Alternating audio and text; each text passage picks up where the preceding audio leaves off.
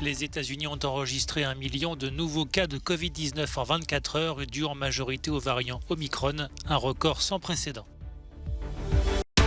Les traversées illégales de la Manche dans des petites embarcations ont explosé en 2021. Plus de 28 000 personnes ont atteint les côtes anglaises au péril de leur vie.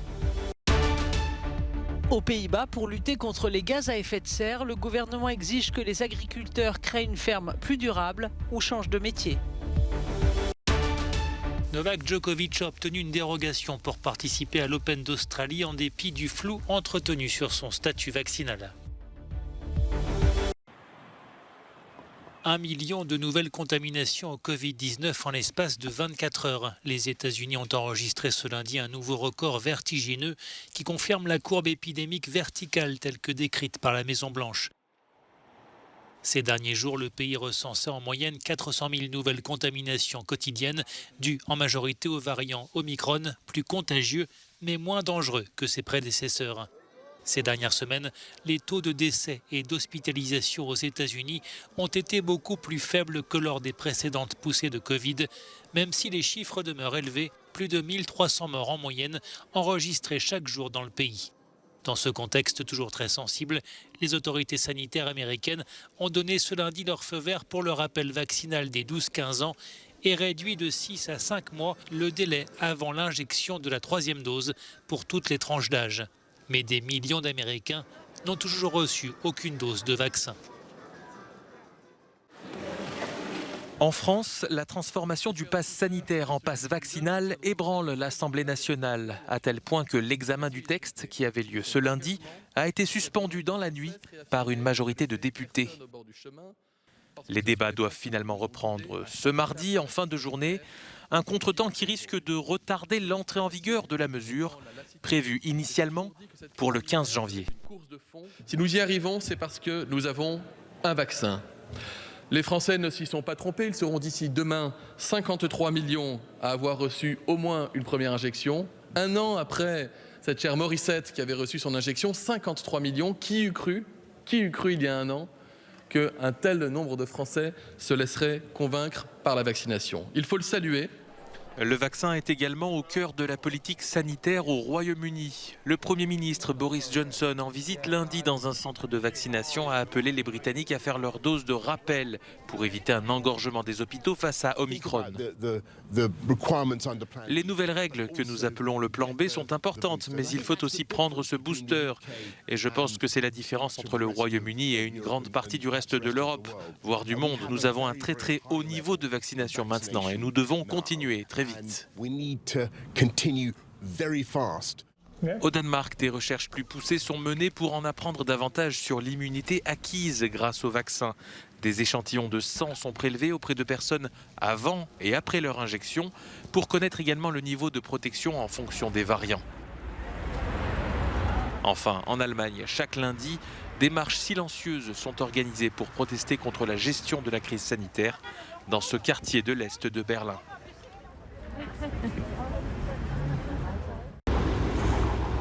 En 2021, les traversées de la Manche dans des petites embarcations ont triplé par rapport à l'année précédente. Selon les chiffres du ministère britannique de l'Intérieur, plus de 28 000 personnes ont rejoint les côtes anglaises de manière illégale au péril de leur vie. Sur le seul mois de novembre, près de 6 900 personnes ont fait la traversée malgré le danger lié à la densité du trafic, au fort courant et à la faible température de l'eau. Fin novembre, le naufrage d'une embarcation a causé la mort de 27 personnes, suscitant une grande vague d'émotions. Ces traversées constituent un sujet de friction entre Paris et Londres, qui s'accusent mutuellement de ne pas en faire assez pour limiter cette immigration illégale. Le gouvernement britannique travaille sur un projet de loi visant à durcir les sanctions contre les passeurs, mais aussi contre les migrants illégaux. S'il est adopté, les demandeurs d'asile arrivés illégalement sur le territoire seront renvoyés vers les pays sûrs par lesquels ils sont préalablement passés. Qui est responsable de l'attentat du 26 août 2021 à l'aéroport de Kaboul, revendiqué par l'État islamique ? D'après la CIA, le kamikaze ayant tué près de 200 personnes, dont 13 militaires américains, était un ancien détenu de la prison de Bagram. Les services de renseignement des États-Unis affirment que le terroriste avait été libéré de prison par les talibans. Une version démentie par l'organisation islamiste qui estime que de nombreux détenus s'étaient enfuis de prison avant leur prise de pouvoir, car des surveillants avaient déserté leur poste alors que le pays était en plein chaos. Il n'a pas encore été déterminé si l'attaque a été menée par quelqu'un qui a été libéré de prison, car l'intervalle de temps entre les deux événements était trop court pour planifier l'attaque, explique ce porte-parole taliban.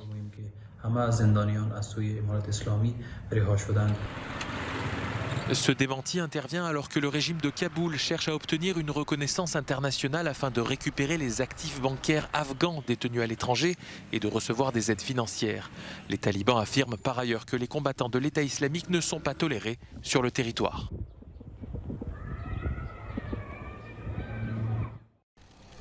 C'est un verdict rare au pays de la Silicon Valley.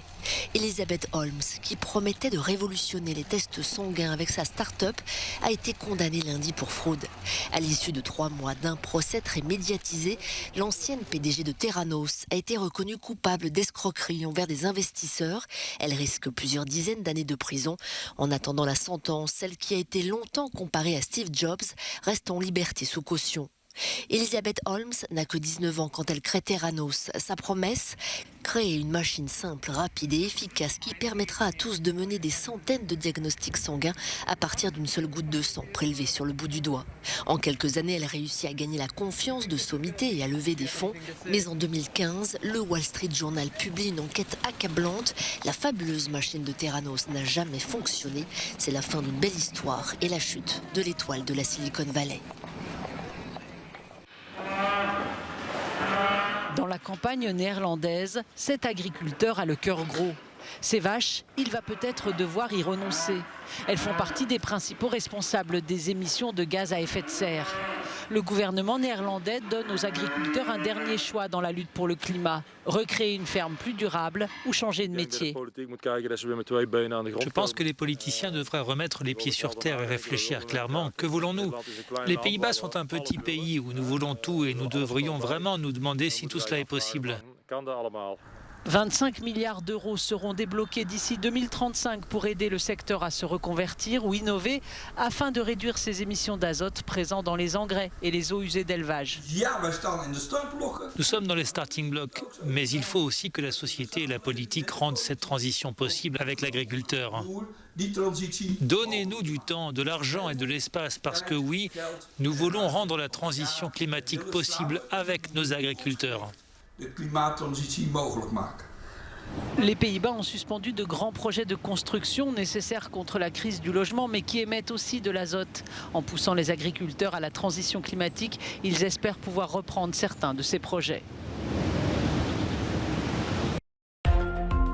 Après avoir été testés positifs au Covid-19, 45 passagers d'un navire de croisière ont été placés en quarantaine lundi dans le port de Gênes en Italie.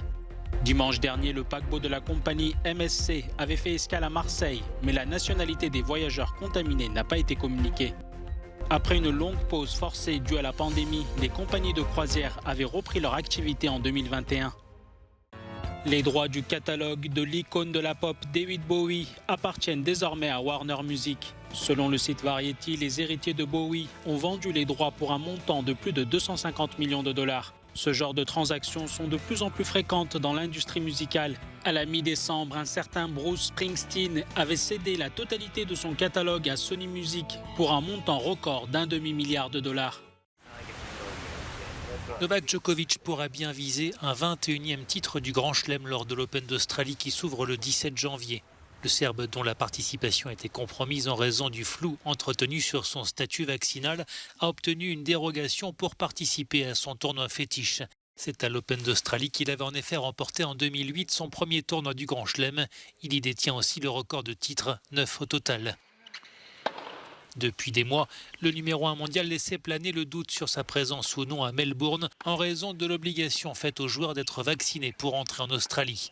Au printemps 2020, Djokovic s'était déclaré ouvertement hostile à la vaccination obligatoire.